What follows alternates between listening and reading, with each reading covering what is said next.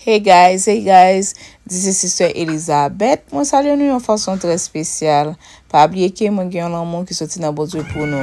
Les dames vont chanter près de la croix, garde-moi. C'est ça les dames vont chanter pour Seigneur, pour bon Dieu gloire dans chant ça dans le nom de Jésus. Que bon Dieu bénisse. Amen.